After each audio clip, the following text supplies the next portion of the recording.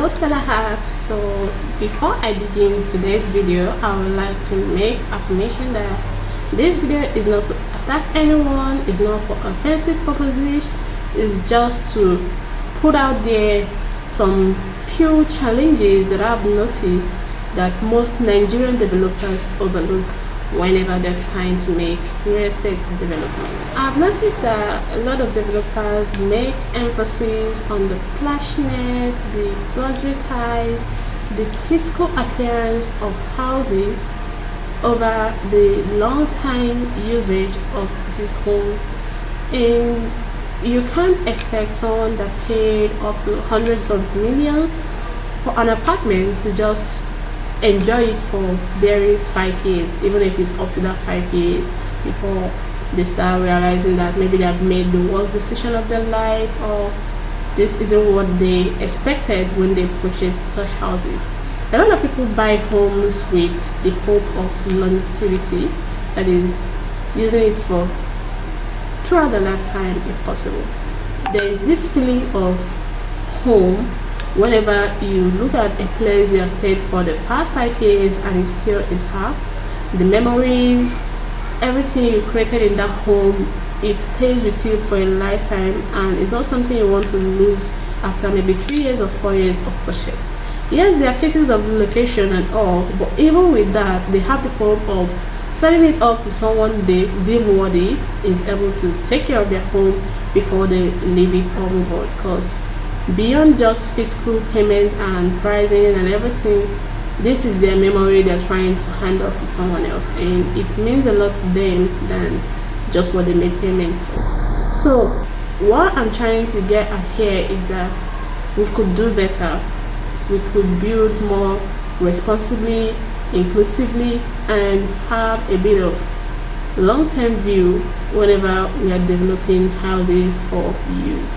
And I noticed that because of this, a lot of people prefer to buy their land and build it themselves to how they want it, because they don't trust what the developer might have done during the building stage of the house to make such payments and then regret that after 3 or 5 years. So in order to curb that, because definitely not most people will have the time or maybe the effort to give in and build a house, because it's not something easy. It's not a 2-day job. You have to be constantly there, oversee, because if you are there when houses are being built and you see what is done to materials, because maybe the manager is not around, the owner is not around, and they kind of squander your material. And that is why we have developers, because they ensure that there is maximization of every single material being made available.